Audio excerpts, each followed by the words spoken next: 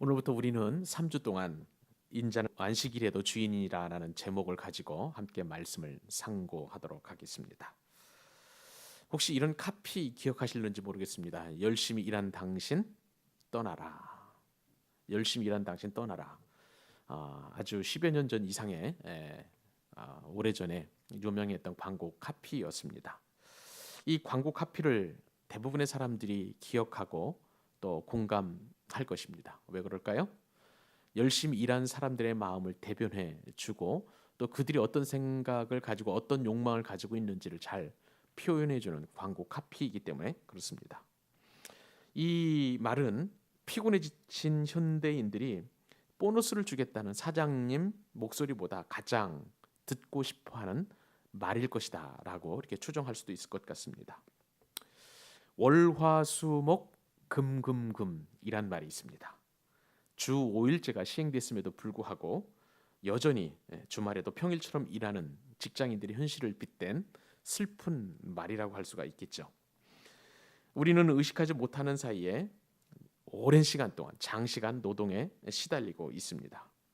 하루 8시간만 일해서는 성이 차지 않는 게 아마 우리나라인 것 같습니다. 그도 그럴 것이 각종 통계해 보면 정말 우리나라 사람은 열심히 일한다는 그러한 각종 지표들이 나타나 있습니다. 대한민국 근로자의 1년 노동 시간은 2010년 기준으로 볼 때에 2193시간이라고 합니다. 이 2193시간은 OECD 국가보다도 무려 444시간이나 더 일하는 그 시간인데 1년에 볼 때에 11.1주를 더 일하는 셈입니다. 그러니까 대략 2.6개월 정도 더 일하는 그런 상황이고요. 그러다 보니까 대한민국은 피곤하고 일 많이 하고 쉬지 못하는 그런 국가로 OECD 국가에서 좀 낙인이 찍혀 있습니다. 이런 통계 지표들은 우리나라 현대인들이 한숨처럼 내뱉는 말, 너무나 피곤하다라는 그 말처럼 여전히 그렇게 피곤한 삶을 살고 있다라고 할 수 있는 그런 지표라고 할 수가 있습니다. 그렇습니다. 여전히 우리나라에는 쉼이 피곤하다고 할 수가 있습니다. 참 고무적인 것은 지난달이죠. 2월 28일 날 국회에서 주당 법정 근로시간을 현행 68시간에서 52시간으로 16시간 단축한 그런 근로기준법이 통과가 되었습니다. 개정안이죠. 이로 인해서 이제 나름대로 쉴 수 있는 그러한 시간이 확정되었다고는 할 수 있습니다만은 이로 인해서 파생되는 여러 가지 문제점도 많이 있다고 합니다. 예를 들면 근로자 입장에서 볼 때에 쉼으로 말미암아 특근 수당을 받을 수 없어서 경제적인 어려움이 있는 것이죠. 우리 교회에도 이러한 직격탄을 맞은 그런 교우도 있습니다. 반면에 또 고용주의 입장에서 볼 때에 이로 말미암아서 발생되는 여러 가지 손실이 많이 있다는 이야기도 들었습니다.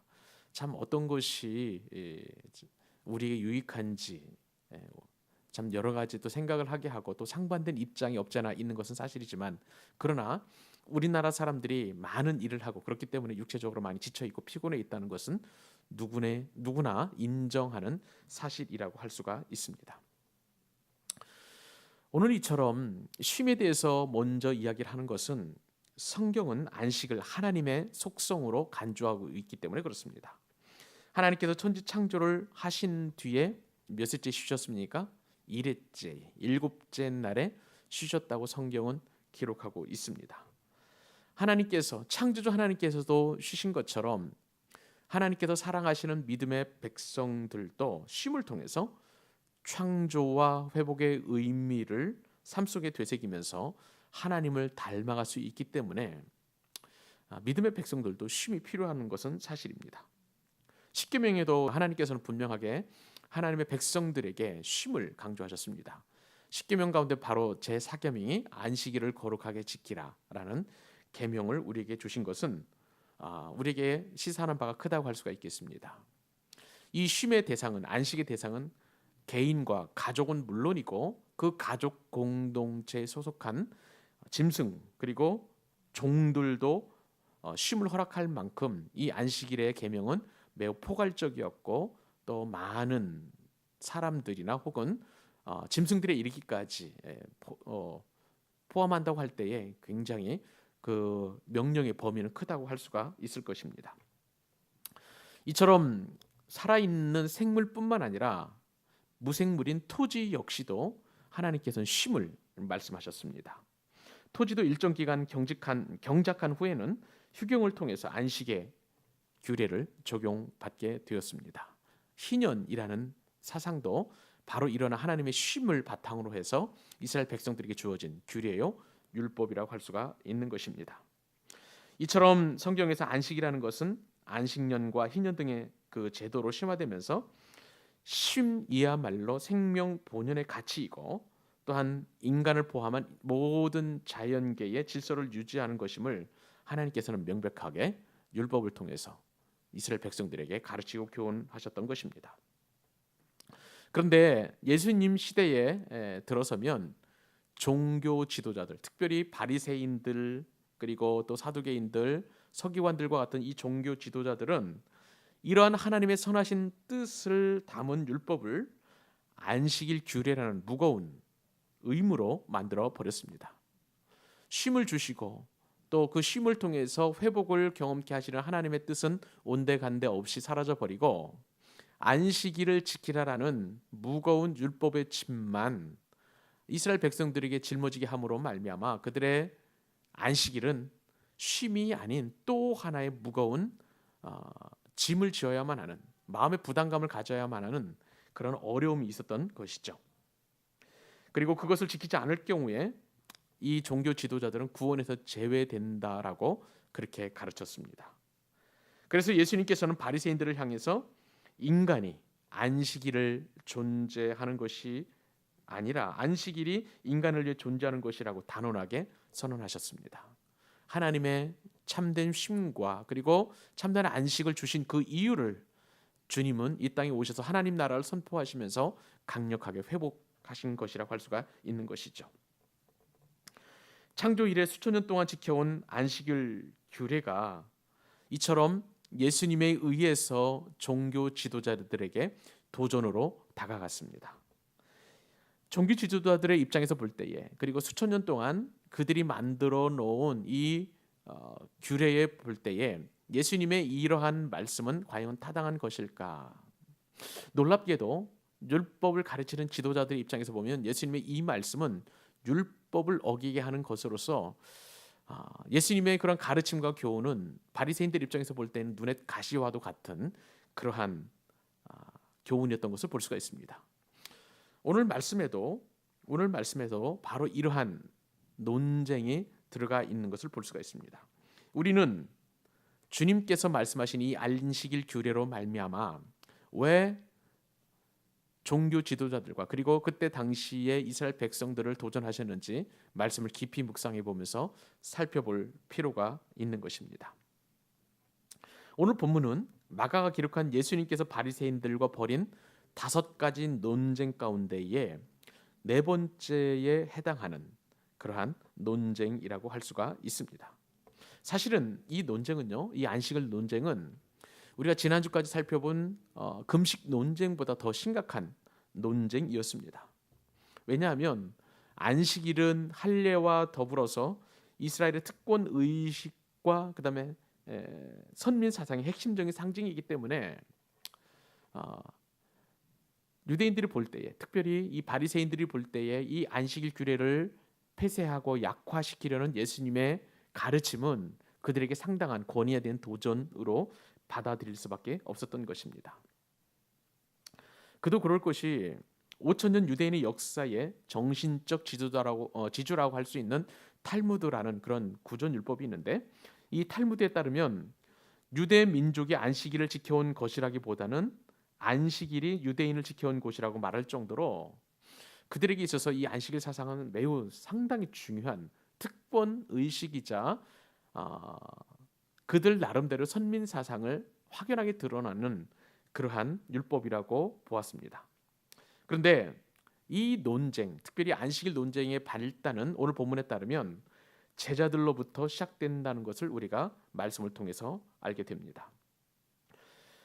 오늘 23절 말씀 다시 한번 읽어보도록 하겠습니다. 읽겠습니다. 시작. 안식일에 예수께서 밀밭 사이로 지나가실 때에 그의 제자들이 길을 열며 이삭을 자르니.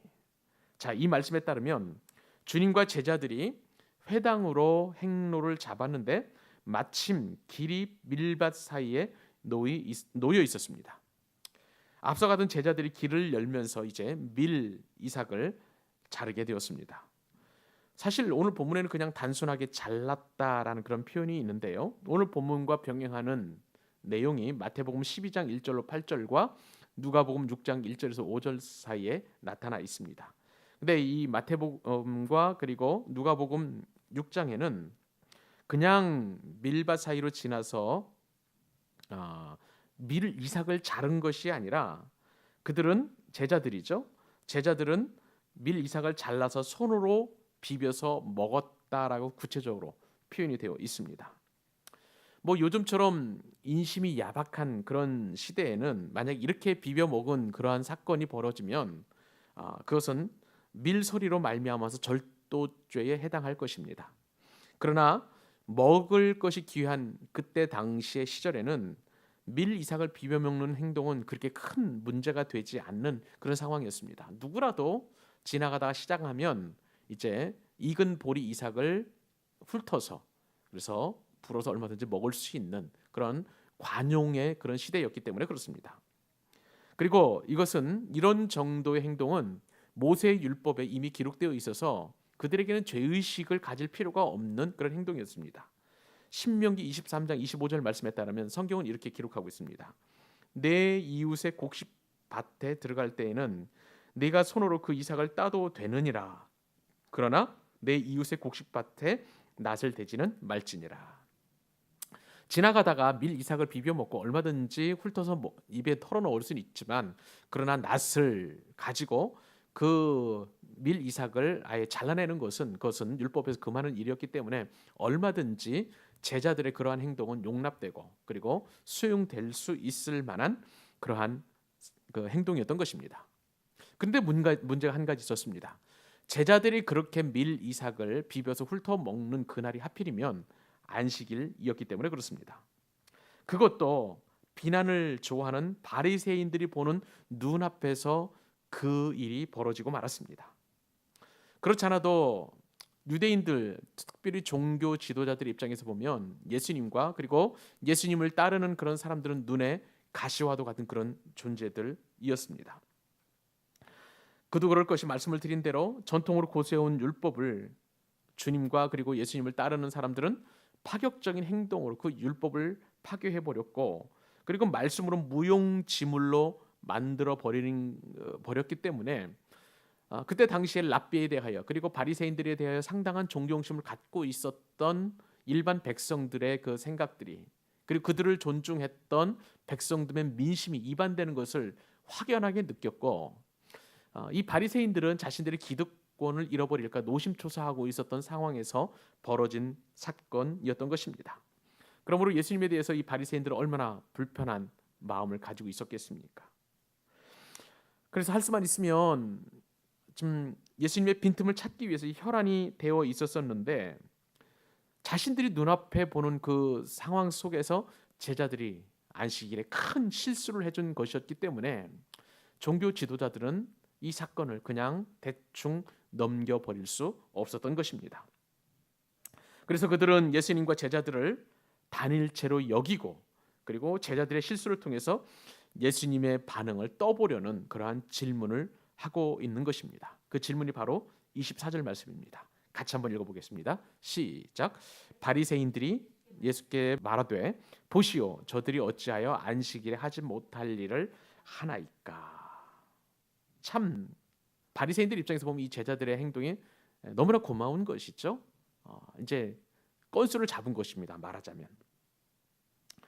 그래서 바리새인들은 일제히 비난을 하게 되었는데 제자들의 밀 이삭을 비벼 먹은 게 문제가 아니라 안식일에 하필이면 그 일을 했다는 것을 문제 삼아서 예수님 앞에 질문을 하였던 것입니다.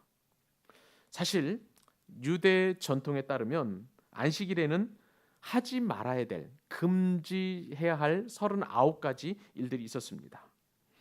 40에서 하나 감한 그러한 안식일 규례가 있었는데 그 가운데 제 세 번째 규례가 수학에 관한 것이었습니다. 그 수학에 관한 그런 규례는요, 기본적으로 출애굽기 34장 21절 말씀을 기반하고 있습니다.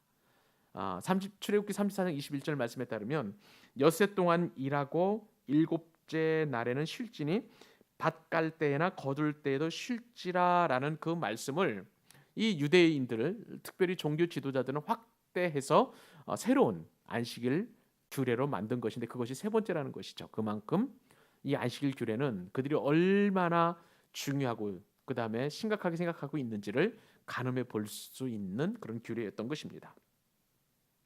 예수님의 제자들은 안식일에 추수하지 말라는 이 말씀의 법에 걸려든 것이라고 할 수가 있습니다. 자, 그럼 하나하나 살펴볼까요? 이 제자들이 이삭을 잘랐습니다. 이삭을 자른 것 자체가 추수하는 일이었기 때문에 율법을 어기는 것이었습니다. 손으로 밀 이삭을 비볐다고 했습니다. 그러면 이것은 탈곡하는 행위였기 때문에 안식일에 탈곡하는 것은 율법을 또 범하는 일이었던 것입니다. 그리고 입으로 불어서 밀할 알갱이만 남겼습니다. 그것은 무엇입니까? 키즈를 한 것이었습니다. 그러므로 제자들의 이 작은 행동은 유대인들, 특별히 종교 지도자들의 눈에서 볼 때에는 그들은 안식일에 추수도 했고 탈곡도 했고 키질도 한 것입니다. 더군다나 입에 털어 넣은 것은 음식을 장만해서 먹은 것이 되었기 때문에 이 모든 행동들이 다 안식일을 위반하는 것이고 안식일 규례를 지키지 않는 그러한 것이라고 할 수가 있는 것입니다. 바리새인들의 눈에서 볼 때는 그것은 상당히 중한 죄였던 것이죠. 우리는 이러한 안식일의 안식일에 대한 그러한 유대인들의 그 눈을 바라보면서 우리가 어떤 사람을 미워하거나 정죄할 때에 얼마나 왜곡된 눈을 가질 수 있는지 우리가 이 말씀을 통해서 살펴볼 수 있습니다. 한 사람이 미우면 한 가지만 미운 것이 아니라 모든 것이 다 미흡습니다. 말하는 것도 밉고 밥 먹는 것도 밉고 잠자는 것도 밉고 또 쉬는 것도 밉고 숨 쉬는 것도 밉고 다 미울 수가 있는 것이죠. 이 종교 지도자들이 바로 예수님에 대하여 그리고 예수님의 제자들에 대하여 그러한 왜곡된 눈을 가지고 있었기 때문에 그들의 모든 행위는 다 미운 것이 될 수밖에 없었고 율법을 범하는 것이 될 수밖에 없었던 것입니다. 우리는 여기서 시각을 교정하기 원하시는 예수님의 음성을 들을 수가 있습니다. 한 형제를 사랑하고 또 한 형제를 축복하고 한 형제에 대하여 사랑의 마음을 가져야 된다는 것이죠. 미움의 마음이 싹트기 시작하면 그 미움의 마음은 마치 누룩과도 같아서 모든 사람의 영혼을 부식시키고 부패시키고 또 왜곡시켜 버리는 것을 볼 수가 있습니다. 그러므로 우리는 이 작은 누룩을 항상 조심해야 하는 것이죠. 미움과 또 정죄의 눈 그리고 비판의 눈 대신 사랑과 축복과 격려와 그리고 온전한 눈을 갖고 형제를 바라보아야 되는 것입니다.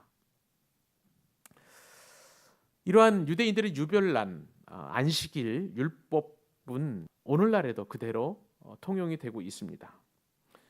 우리나라의 금요일은 불타는 금요일 해서 불금이라 보통 얘기합니다. 그래서 이 불금에는 한국 사람들은 부어라 마셔라 하면서 술을 마시고 밤을 지새는 그러한 생활을 하고 있는데요. 그러나 이스라엘은 금요일 해질녘부터 사베스라는 그런 안식이 시작이 됐기 때문에 유대인들의 특별히 지금 현대 이스라엘에서도 이 금요일 저녁은 정막 그 자체라고 할 수가 있습니다. 유대인 개인적으로도 안식일 준수는 집착이라고 할 정도로 굉장히 유별을 난 것을 볼 수가 있습니다. 경건한 유대인들, 특별히 현대 유대인들이죠. 그들은 안식일 규례를 지키기 위해서 금요일 저녁 해진 후에는 그 어떤 일도 하지 않습니다. 엘리베이터 버튼을 누르는 것도 일이기 때문에 매 층마다 안식일에는 자동으로 서게 만들어 놓았습니다. 그래서 지난 2001년 이스라엘의 의회는 건물을 지을 때 자동 운행 엘리베이터를 하나 이상 의무로 설치하는 사베스 특별법을 만들었다고 할 정도입니다. 그만큼 유대인들에게 있어서 이 안식일 준수는 상당히 중요한 것이라고 할 수가 있죠. 사실 그 어느 목사님에게서도 이 유대인들의 유별난 안식일에 대한 그런 이야기를 얼마 전에 제가 들은 적이 있었습니다. 영국에서 유학 중이었던 목사님 가족은 토요일 날 이른 아침에 큰 딸을 남겨놓고 외출을 했다고 합니다. 딸아이는 공부를 하다가 물건 살 것이 생각나서 외출옷을 차려입고 근데 2층 계단을 내려가고 있었다고 합니다. 근데 현관문을 여는 순간 이 딸은 소스라치게 놀랐다고 합니다. 이 딸아이의 같은 반 친구인 리아라는 소녀가 떡하니 문 앞에 있었기 때문입니다. 리아는 유대인이었습니다. 미리 전화한 것도 아니고 약속한 것도 아니었기 때문에 이 목사님의 딸은 굉장히 놀랄 법했었을 것입니다. 리아의 부모는 매우 엄격한 유대교 신앙을 가르쳤는데 리아는 여러 가지 금하는 것들이 너무나 많았다고 합니다. 예를 들어보면 목사님 댁에 놀러 와서도 여간에서는 무얼 먹는 법이 없었다고 합니다. 페트병에 든 물을 마시거나 무슨 특별한 표시가 되어 있는 것만 맛볼 뿐 단 한 번도 목사님 가정에서 만든 음식에 손을 대지 않았다는 것이죠. 유대인들은 나름대로 정결법에 의해서 확인된 음식 재료로만 식재료로만 만든 음식을 먹어야만 했기 때문에 특별히 영국에서 살면서도 그러한 유대 율법을 지나치게 지키는 그런 이유 때문에 리아는 친구 집에 놀러 와서도 음식을 마음껏 먹을 수 없었다는 것이죠. 더군다나 토요일 그리고 안식일을 거룩하게 지키기 위해서 전자제품 근처에도 가지 않았다고 하는 것입니다. 텔레비전을 시청하는 것은 고사하고 그리고 스위치를 만지지도 않았다는 것입니다. 그만큼 안식일에는 철저하게 그들이 만들어 놓은 규례에 집착하고 그리고 집중해서 지켰다는 것입니다. 컴퓨터도 핸드폰도 만질 수 없었고 또 집에서 전화를 걸 수도 받지도 않는다고 했습니다. 그런데 리아가 친구를 만나고 싶은데 리아 입장에서 볼 때의 안식일이니까 그냥 무작정 30분 정도 걸어와서 친구가 문을 열어줄 때까지 그 친구의 이름을 부르지도 않고 문을 열 때까지 기다렸다가 문을 열었는데 그 순간 이제 목사님의 딸이 놀랐다는 것이죠. 그들은 안식일에 자동차는 물론이고 자전거도 이용할 수 없고 다만 이제 걷는 것만 허용이 되었다고 합니다. 그런데 재밌는 것은 신약시대 바리새인들은 걸어갈 때 2,999보까지만 허용이 되었고 3,000보는 허용되지 않았습니다. 왜냐하면 3,000보부터는 노동이 되기 때문에 이것도 규례로 정확하게 나와 있었다는 것이죠. 그러므로 리아는 안식일에 이제 걸었는데 아무래도 신약 시대보다는 조금 이제 좀 헐거워진 그러한 안식일 규례로 말미암아 30분 정도를 걸어갈 수 있었다는 것입니다. 우리는 이러한 상황들을 바라보면서 그들이 현대인이라 할지라도 얼마나 그들이 만들어 놓은 율법에 그리고 규례에 갇혀서 생활하는지 나름대로 짐작을 해보면서 예수님 시대에 제자들의 밀 이삭을 훑어먹는 그 행동을 바라보는 바리새인들과 그리고 율법주의자들의 비판을 우리는 나름대로 가늠해 볼 수 있는 것이죠. 그래서 오늘은 인자는 안식일에도 주인 되는 그러한 말씀을 통해서 다음 주에 우리가 안식일의 진정한 의미 그것은 바로 예배의 쉼이라는 그 말씀을 통해서 왜 예수님께서 안식일의 주인 되시는지를 말씀을 통해서 상고해 보도록 하겠습니다. 잠깐 기도하겠습니다.